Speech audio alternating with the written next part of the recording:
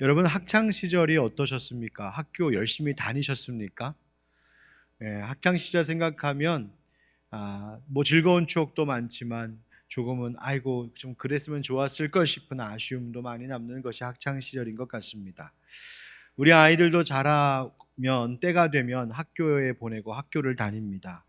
여러분 학교 다니는 목적이 무엇일까요? 여러분, 학교 다니는 목적은 시험 성적표 그것만은 아닙니다. 학교를 다니며 교육을 받는 것은 학교를 졸업한 후 세상으로 나아갈 준비를 하는 과정이라고 말할 수 있죠. 학교에서 배운 지식, 학교에서 배운 인간관계와 사회성, 그리고 그 인성, 이러한 것들이 훈련되어서 나이가 되어서 사회에 진출해야 될 때 거기서 각자 꿈을 펼치며 사회의 일원으로서 그 책임과 의무를 잘 감당할 수 있도록 준비시켜주는 과정이 학교의 아마 의미일 것입니다. 그러니 학교에서 조금은 힘들고 어려워도 잘 참고 견디며 배우는 것이 결국 유익한 것이지요. 그러니 학교는 지금 다니고 있지만 내일을, 미래를 준비하는 과정인 겁니다. 성경에도 학교가 하나 나옵니다. 이스라엘 백성들이 모압 땅에 모여서 모세를 통한 하나님의 말씀을 들을 때였는데, 모세가 출애굽하여 지금까지 오는 동안 지난 40년의 세월을 회고하는 말씀을 전하고 있습니다. 이스라엘 백성들은 무려 40년 동안 광야 생활을 했습니다. 아니, 하나님께서 그토록 사랑하시는 이스라엘 백성들인데 왜 빨리 그냥 가나안 땅으로 보내주시면 좋을 걸 40년 동안 광야에서 살게 하셨을까? 여러분, 하나님께는 분명한 목적이 있으셨기 때문입니다. 하나님이 이스라엘 백성들을 애굽에서 이끌어내신 목적은 광야에서 그냥 살게 하시려는 것이 아니라 사실은 그들에게 약속하신 그 가나안 땅 들어가서 거기서 살게 하시려는 것이 하나님의 계획이었죠. 그럼 바로 가도 되는 걸 왜 40년 동안 광야에 두셨을까? 그것은 하나님께서 이스라엘 백성들이 가나안 땅에서 살아갈 수 있도록 배우게 하고 준비시켜주는 훈련의 과정이었습니다. 그 광야, 이 광야에서의 여정을 지나고 하나님께서 약속하신 가나안 땅에 들어가서 살 때에 바로 거기에서 하나님 보시기에 기쁘고 바른 올바른 모습으로 살아갈 수 있도록 미리 준비시켜 주시는 것이 광야의 여정이었죠. 그래서 우리는 광야를 광야 학교라고 부를 수 있는 겁니다. 하나님께서 이스라엘 백성들을 광야 학교에 입학하신 목적이 있었습니다. 신명기 8장 1절에서 하나님은 모세를 통하여 이렇게 말씀하시는데, 내가 오늘 명하는 모든 명령을 너희는 지켜 행하라. 그리하면 너희가 살고 번성하고 여호와께서 너희의 조상들에게 맹세하신 땅에 들어가서 그것을 차지하리라. 아멘. 여러분, 이스라엘 백성들이 이제 들어가게 될 가나안 땅은 지금까지 살아왔던 광야와는 전혀 다른 땅이었습니다. 말 그대로 젖과 꿀이 흐르는 땅, 비옥한 땅이었죠. 그런데 이 비옥하다는 것이, 풍요롭다는 것이 꼭 좋은 것만은 아니었던 겁니다. 왜 그렇습니까? 그 비옥함과 풍요로움이 하나님을 망각하게 하는 유혹의 일들을 일으키기 때문인 것이죠. 그래서 하나님은 이스라엘 백성들이 가나안 땅에 들어가서 그 풍요한, 그 넉넉한 시절을 보내기 전에 오히려 궁핍한 광야 학교, 광야 시절을 거침으로 인하여서 세상의 풍요로움을 의지하고 그거 즐기며 살 것이 아니라, 그거 즐기느라 하나님 잊어버리고 살지 아니하고 오직 그 모든 것을 다스리시고 공급하시고 주인 되시는 하나님만 절대적으로 의존하며 사는 삶을 살게 하시려고 하나님은 이스라엘 백성들에게 가나안 땅 들어가기 전 광야라고 하는 학교를 이수하고 졸업하게 하신 것이죠. 여러분, 인간은 모든 것이 좋은 번영의 시대를 살아가면서도, 모든 것이 넉넉한 풍요의 시절을 살면서도 오히려 그것 때문에 하나님을 잊어버리기를 참 쉽게 잊어버리는 정말 어리석은 것이 바로 우리의 인간입니다. 그래서 하나님은 이스라엘 백성들에게 바로 그 하나님의 훈련 학교로서 광야의 40년 세월을 그들에게 허락하신 겁니다. 여러분, 하나님께서는 그 광야 학교에서 무엇을 가르쳐 주시고 무엇을 훈련시켜 주셨을까요? 하나님께서 이스라엘 백성들에게 광야에서 그 많은 것들을 가르쳐 주셨는데, 그 광야 학교를 졸업할 때까지 그들이 배운 과목은 무엇이었을까요? 여러 가지가 있겠지만 그 첫 번째 되는 과목이 무엇이냐면 바로 겸손과 순종의 과목이었습니다. 신명기 8장 2절 말씀에 내 하나님 여호와께서 이 40년 동안에 네게 광야길을 걷게 하신 것을 기억하라. 이는 너를 낮추시며 너를 시험하사 네 마음이 어떠한지 그 명령을 지키는지 지키지 않는지 알려 하심이라. 아멘. 하나님이 이스라엘 백성들에게 광야에서 광야길 걷게 하신 것 기억하라고 가르쳐 주십니다. 잊지 말고 광야길 기억하라. 이렇게 무슨 말이에요? 내가 어느 길로 왔는지 내비게이션처럼 길을 잘 외워야 된다는 그 얘기입니까? 아닙니다. 광야 학교를 지내오는 동안에 거기서 무슨 수업 들었는지 잊지 말고 복습하라, 그 이야기죠. 광야 학교에서 무엇을 배웠는가, 그 수업 내용을 요약해 보니까 한 이 세 가지 정도 나올 수 있겠더군요. 첫 번째, 베푸시고 공급하시는 은총의 하나님이심을 배웠습니다. 광야에서 만나와 메추라기로 먹이시고 반석을 깨쳐 물을 마시게 하시고 그 옷이 헤어지지 아니하도록 하나님께서 날마다 지켜주셨던 그 기가 막힌 하나님의 은총, 그것을 기억하라는 것입니다. 두 번째, 하나님 그렇게 은혜 베풀어 주셨음에도 불구하고 이스라엘 백성들이 하나님 앞에 불평, 불만을 쏟아놓고 원망하며 범죄하였을 때, 그리고 불순종하였을 때 그로 인하여서 그들에게 어떤 결과가 있었는지 그 무서운 실패와 절망의 사건들을 잊지 말고 기억하라는 겁니다. 반면교사 삼으라는 것이죠. 그리고 세 번째, 그렇게 때로는 하나님 앞에 불순종했던 백성들임에도 불구하고 하나님은 끝까지 당신이 하신 약속을 이루시기 위하여 성실하게 일하신 하나님, 바로 이것이 겸손이라고 하는 수업 과목의 내용이었다는 말입니다. 여러분, 그런데 이 수업 내용을 요약해 보면 이 모든 내용은 한 가지를 향하고 있습니다. 바로 하나님께서 이스라엘 백성들을 40년간 광야길로 인도하신 그 목적인, 아까 읽었던 신명기 8장의 말씀처럼 낮추시려고 그러셨다. 우리를 낮춤으로써 시험하시려고. 무슨 시험?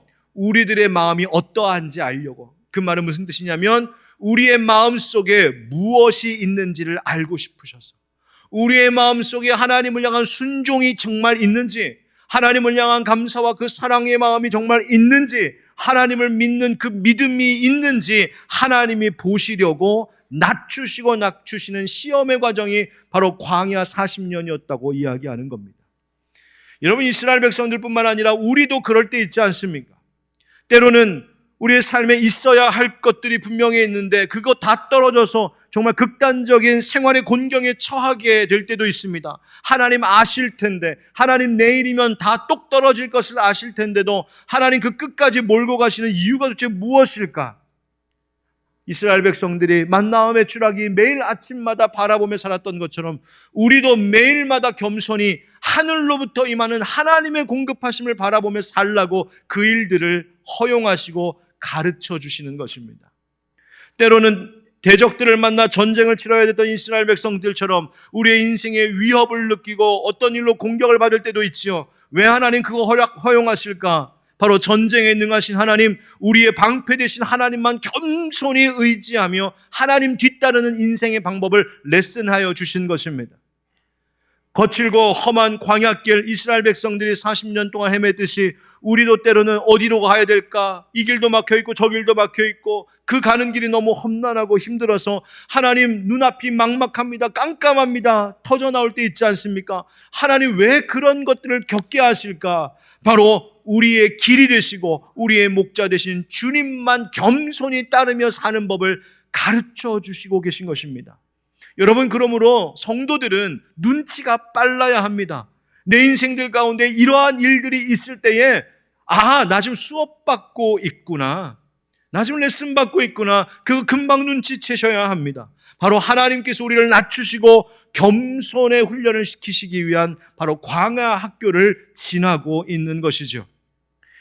시편 66편에 보면 시인이 이렇게 노래합니다. 만민들아, 우리 하나님을 송축하며 그의 찬양 소리를 들리게 할지어다. 그는 우리 영혼을 살려두시고 우리의 실족함을 허락하지 아니하시는 주시로다. 아멘. 여러분, 이 시인이 하나님 찬양해야 될 이유가 있답니다. 하나님은 우리의 영혼을 살리시고 그리고 우리가 실족하는 것, 걸려 넘어지는 것 원치 않으시는 사랑의 하나님이시기 때문에 나는 하나님 찬양한다고요.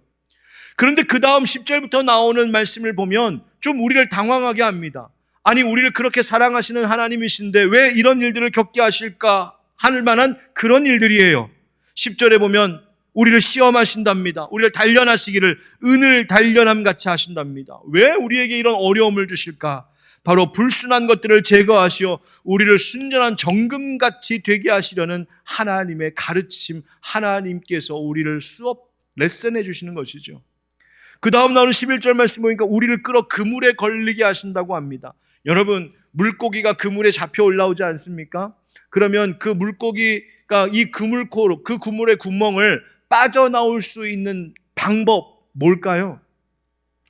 예, 다이어트 하면 됩니다. 빨리 다이어트를 해갖고 몸을 확 줄이면 그물코 빠져나올 수 있잖아요. 여러분, 뭘 말하는 겁니까? 그물을 걸리게 하시는 일들 왜 우리의 인생 가운데 있을까? 너를 낮추라는 것입니다. 너가 작아져야 된다는 이야기입니다. 때로는 하나님께서 우리의 인생 가운데 무겁고 어려운 짐을 허리에 매게 하시고 걷게 하실 때가 있습니다. 여러분, 무거운 짐을 지고 무거운 가방을 메고 심지어 오르막길 막 이런 데 걸어가 보신 적 있습니까? 무거운 가방 메고 배낭 메고 산 올라가 보신 적 있으신가요? 아무리 옆에 멋지고 아름다운 풍경이 있어도 너무 무거운 거 짊어지고 나면 주변 볼 틈이 없습니다. 안 넘어져야 되기 때문에 끙끙끙 하면서 올라갑니다. 왜 그런 거 겪게 하실까? 다른 거 한눈 팔지 말라고. 너의 인생길에 오직 유일한 길 되시고 생명 되신 주님만 바라보며 주님만 주목하며 그 길 걸어가라고 하나님 때로는 우리에게 그것을 가르쳐 주기도 하십니다. 사람들이 내 머리를 타고 지나가는 비참함을 겪게도 하십니다. 그것이 다 무엇입니까? 이 모든 일들이 우리를 낮추시고 겸손하게 하시기 위함이라는 거예요. 아니, 왜 하나님은 우리가 그렇게 겸손해지는 것을 원하시고 바라실까? 거기에는 비로소 풍성함, 하나님의 풍부하신 복이 있기 때문이라고 성경은 말합니다. 이 12절, 아까 읽었던 시편 66편 12절에 불과 물을 통과하는 것처럼 고통스럽고 힘든 인생의 싸움이 있었는데 내가 그 앞에서 겸손히 엎드려져 나를 낮추어 보니 결과 그 끝은 무엇입니까? 주께서 우리를 끌어내사 어디로 들이셨나이다? 풍부한 곳에 들이셨나이다. 할렐루야. 바로 이것입니다. 불과 물과 같은 연단의 시간을 통하여서 우리를 낮추어 겸손하게 하시고 그렇게 되었을 때 비로소 우리는 하나님의 그 풍부하심, 하나님의 풍성함을 누리게 되는 것이죠.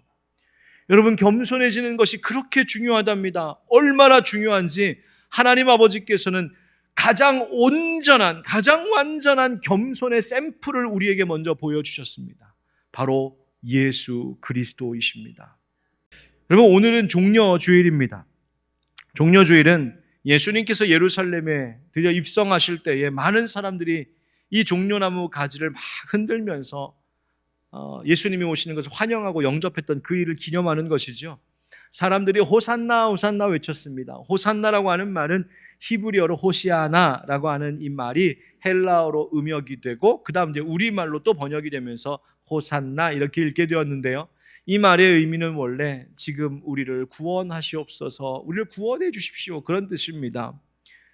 유대인들 어떤 이들입니까? 주변의 강대국들에 의해서 침략당하고 고통 가운데 있었던 이들, 바벨론의 포로로 끌려갔다가 정말 큰 고통을 받았던 이 유대인들, 그리고 예수님 당시에는 로마의 식민 생활했던 그들, 그런 유대인들이니 이스라엘 백성들은 호산나 호산나라고 하는 이 기도, 멈출 수 없는 기도였겠죠. 이것이 결국 찬송이 되고, 그래서 예루살렘을 순례하기 위하여 오는 사람들이나 유명한 랍비들 이런 분들이 오면 호산나를 외치면서 환영할 때 사용되기도 했습니다. 그런데 예수님께서 예루살렘 성 딱 들어오시니까 그 성의 사람들이 호산나 호산나 외치는 겁니다. 마치 그 모습이 개선 장군, 개선 군대의 행사의 모습과 같아서, 행진의 모습과 같아서 바로 이 모습이 예수 그리스도의 최종적인 승리를 상징하고 있음을 보여주었던 것이죠.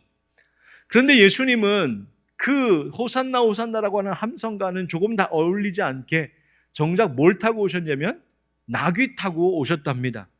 이유는 바로 하나님께서 스가랴라고 하는 선지자를 통하여서 예언하게 하신 하나님의 말씀을 이루시기 위함이라고 마태복음 기자가 설명합니다.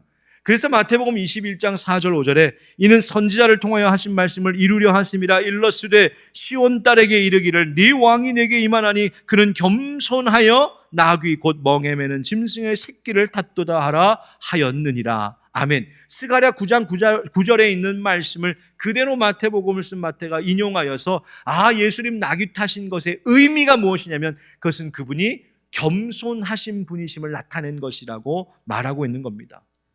여러분, 그런데 생각해 보면 예수님의 겸손은 그저 나귀를 타셨다라고 해서 확인되는 것, 그 정도의 수준이 아닙니다. 우리 예수님 벤츠 타고 오실만 했는데 그냥 쬐끄만 경차 하나 타고 오셨네, 그래서 예수님 겸손하시다는 얘기가 아닙니다. 예수님은 나귀 타시기 전에 이미 하늘의 영광을 버리고 이 땅에 내려오신 그 일 자체가 그분의 온전한 겸손을 보이신 사건이었습니다. 바로 그것을 설명하고 있는 것이 오늘 본문 빌립보서 2장의 말씀입니다. 오늘 본문이 뭐였나 혹시 까먹으셨을까 봐 한번 같이 5절부터 8절 한 번만 더 읽어봅시다. 5절부터 8절 시작. 너희 안에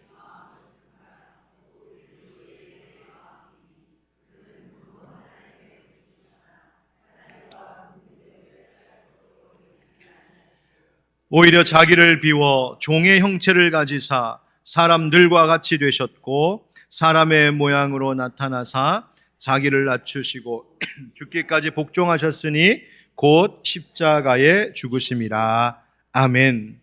하나님의 본체이셨던 예수님, 하나님과 동등하셨던 그분, 그러나 그 동등됨을 취하지 아니했다라고 하는 말은 그 능력을, 그 권세를, 그 자리를, 그 영광을 자기를 위하여 쓰지 않고 내려놓았다는 이야기입니다. 하나님의 본체라고 하는 말 나올 때 이 본체라는 말은 헬라어로 모르페라고 하는 단어인데, 모르페는 어떤 모양, 형태, 이것을 이야기합니다. 그런데 이 모르페라고 하는 단어가 하나님을 향하여서 쓰이게 되면 그것은 하나님의 본질, 하나님의 속성이라고 하는 의미가 됩니다. 그렇게 하나님과 동등한 본질, 하나님의 본질이신 그 예수님께서 이 땅에 오실 때에는 종의 형체로 오셨다, 이렇게 이야기합니다. 앞에서는 하나님의 본체라고 했는데 그 다음은 종의 형체라고 하죠. 그런데 헬라 성경을 보면 본체와 형체가 같은 모르페라고 하는 단어입니다. 같은 단어입니다. 이것을 뭘 말하느냐 하면은 예수님께서 종의 형체를 가지고 오신 것은 그냥 그런 모양인 것처럼, 형태만 그런 것처럼, 겉모양만 마치 종인 것처럼 코스프레하고 가면 쓰고 말만 그렇게 하고 그렇게 오신 분이 아니라 그 본질이 참으로 종으로서 종의 자세로, 종의 마음으로, 종의 사명을 가지고 이 땅에 오신 진정한 겸손의 왕이심을 이야기하고 있는 겁니다. 여러분, 여기서 우리는 진정한 겸손, 참된 온전한 겸손이 무엇인지를 깨닫게 됩니다. 과연 겸손은 무엇일까요? 한번 따라 하실까요? 온전한 겸손은 비움으로부터. 온전한 겸손은 비움으로부터. 온전한 겸손의 출발은 자기 비움입니다. 예수님께서 말씀하신 제자도 가운데 중요한 것이 자기 십자가를 지고 자기 부인하는 것인데 그것이 뭘까? 자기를 비워내는 것입니다. 예수님 보이신 겸손은 사람들을 위하여서 자기를 비워내신 것이었는데 이 자기 비움이라고 하는 말이 쓰인 단어가 바로 케노시스라고 하는 단어입니다. 이 말의 의미가 무엇이냐면 어떤 통에 물이 담겨져 있다면 그 통을 완전히 뒤집어 엎어서 그 통이 완전히 빌 때까지 쏟아내는 행위가 바로 이 케노시스인데 그렇게 자기를 완전히 쏟아부었다는 것입니다. 영어 성경으로는 어떻게 번역했냐면 made him nothing. 그는 그 자신을 nothing, 아무것도 아닌 것으로 만들어버렸다는 것입니다. 모든 것이 되시는 주님, 모든 만유, 모든 만물을 지으신 주인 되신 그분께서 우리를 위하여, 나를 위하여 nothing, 아무것도 아닌 존재로 자기를 비워내시고 다 쏟아부으셨다는 겁니다. 그렇게 낮추셨다는 거예요. 여러분, 우리는 자아실현, 자기개발, 자기성취 등등의 이름으로 내 삶이, 나 스스로가 좀 어떤 의미가 되고자 하는데 많은 노력을 기울이며 삽니다. 부모님들은 좋은 부모가 되려고 애를 쓰고요. 직장인들은 인정받고 칭찬받는 직장인 되려고 하고요. 저 같은 목회자 훌륭한 목사 되려고 노력하고요.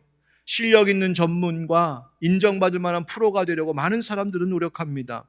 그래서 어디서든지 내가 좀 인정받고 싶고, 내가 의미 있는 사람이었으면 좋겠고, 주변의 많은 일들이 내 중심으로 좀 되어갔으면 좋겠고, 그런 마음, 그런 기대감과 그런 욕구들이 있습니다. 물론 그것이 긍정적으로 작용할 때가 있습니다. 그러나 그것이 나의 욕심이 되고 욕망이 되는 순간, 그것은 우리를 교만하게 하고 우리의 인생에는 실망스러운 일들, 비참하게 되는 일들이 일어납니다. 우리를 비워내지 못했기 때문이죠. 여러분은 여러분 마음속에 무엇을 쌓아두고 사십니까?